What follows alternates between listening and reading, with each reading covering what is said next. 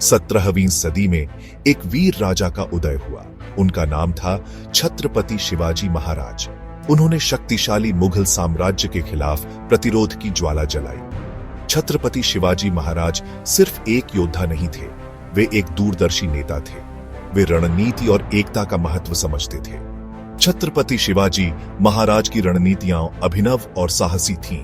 उन्होंने गुरिल्ला युद्ध का इस्तेमाल किया, दक्खन के ऊबड़ खाबड़ इलाके को अपने फायदे के लिए इस्तेमाल किया। वे तेजी से हमले और रणनीतिक वापसी का महत्व जानते थे। उन्होंने एक मजबूत नौसेना का निर्माण किया, जिसने जमीन और समुद्र पर स्थापित शक्तियों को चुनौती दी। उनका दृष्टिकोण स्पष्ट था, स्वराज्य, अपने लोगों के लिए स्वशासन। उन्होंने अपने लोगों में गर्व और उद्देश्य की भावना पैदा की। उन्होंने दक्खन में मुगल साम्राज्य की नींव को ही चुनौती दी। छत्रपति शिवाजी महाराज के करिश्मे और साहस ने एक शक्तिशाली साम्राज्य की नींव रखी। मराठा साम्राज्य का जन्म हुआ। शिवाजी की विरासत उनके उत्तराधिकारियों में जीवित रही। उनके बहादुर बेटे संभाजी ने नेतृत्व की बागडोर संभाली। उन्हें मुगल बादशाह औरंगजेब की पूरी ताकत का सामना करना पड़ा। युद्ध भयंकर थे, मराठा भावना का प्रमाण। हालांकि संभाजी गिर गए, लेकिन मराठा भावना अटूट रही। शिवाजी के पोते शाहू महाराज ने फिर बागडोर संभाली। एक चतुर शासक, शाहू गठबंधनों और कूटनीति के महत्व को समझते थे। उन्होंने शासन में सहायता के लिए मंत्रिपरिषद, अष्टप्रधान मंडल की स्थापना की। उन्होंने मराठा प्रभाव का और विस्तार किया। हिंदू पद पातशाही, एक हिंदू राजा का सपना, पहुंच के भीतर लग रहा था। मराठा साम्राज्य ने दक्खन से आगे अपने हाथ फैलाए। इसने मुगल भारत के केंद्र में प्रवेश किया। यह एक ऐसी ताकत थी जिसके साथ गणना की जानी थी। उत्पीड़न के खिलाफ आशा का प्रतीक। मराठा ध्वज ऊंचा लहराया। बाजीराव प्रथम शाहू महाराज के अधीन पेशवा, प्रधानमंत्री, एक सैन्य प्रतिभाशाली थे। उन्होंने अपने तेज घुड़सवार सेना की गतिविधियों से युद्ध में क्रांति ला दी। बाजीराव बिजली की गति से हमला करने में विश्वास करते थे, दुश्मन को असावधान पकड़ते थे। उन्होंने प्रसिद्ध रूप से कहा था, चलो सूखते हुए पेड़ के तने पर वार करें और शाखाएं अपने आप गिर जाएंगी। उन्होंने मुगल साम्राज्य, दिल्ली के केंद्र को निशाना बनाया। उनके अभियान पौराणिक थे। उन्होंने हैदराबाद के निजाम, एक दुर्जय मुगल सहयोगी को हराया। उन्होंने उत्तर भारत में मराठा प्रभाव का गहरा विस्तार किया।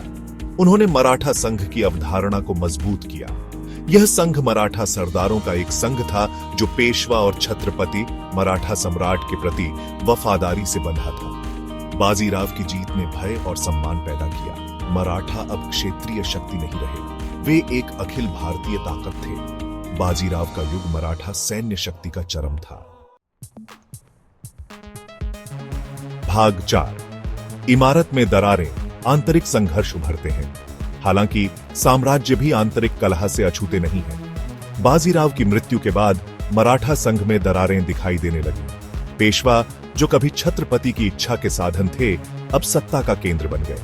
महत्वाकांक्षा और वफादारी के बीच की रेखा धुंधली हो गई। बड़ौदा के गायकवाड़, ग्वालियर के सिंधिया और इंदौर के होलकर जैसे महत्वाकांक्षी मराठा सरदारों ने अपनी स्वतंत्रता का दावा किया। आंतरिक सत्ता संघर्षों से जूझ रहे पेशवाओं को नियंत्रण बनाए रखना मुश्किल लगा। कलह के बीज बो दिए गए थे। कभी एकजुट मराठा संघ बिखरने लगा। एकजुट हिंदू पद पातशाही का सपना दूर लग रहा था। आंतरिक संघर्षों ने साम्राज्य को भीतर से कमजोर कर दिया, जिससे यह बाहरी खतरों के प्रति संवेदनशील हो गया।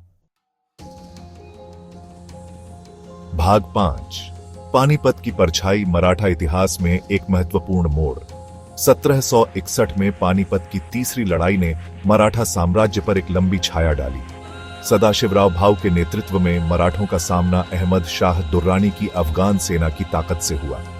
यह लड़ाई दिग्गजों का संघर्ष थी, उत्तर भारत में वर्चस्व की लड़ाई। अपने बहादुर प्रयासों के बावजूद मराठों को करारी हार का सामना करना पड़ा। जनशक्ति और मनोबल दोनों के लिहाज से यह नुकसान विनाशकारी था। एक अखिल भारतीय साम्राज्य का सपना दूर होता दिख रहा था। कभी अजेय लगने वाली मराठा भावना हिल गई थी। पानीपत ने मराठा इतिहास में एक महत्वपूर्ण मोड़ ला दिया। इसने आंतरिक विभाजनों के कारण आई कमजोरियों को उजागर किया। इसने एक विशाल साम्राज्य को बनाए रखने की तार्किक चुनौतियों पर भी प्रकाश डाला। मराठा हालांकि कमजोर हो गए थे, खत्म नहीं हुए थे। वे फिर से उठेंगे, लेकिन आगे का रास्ता चुनौतियों से भरा था।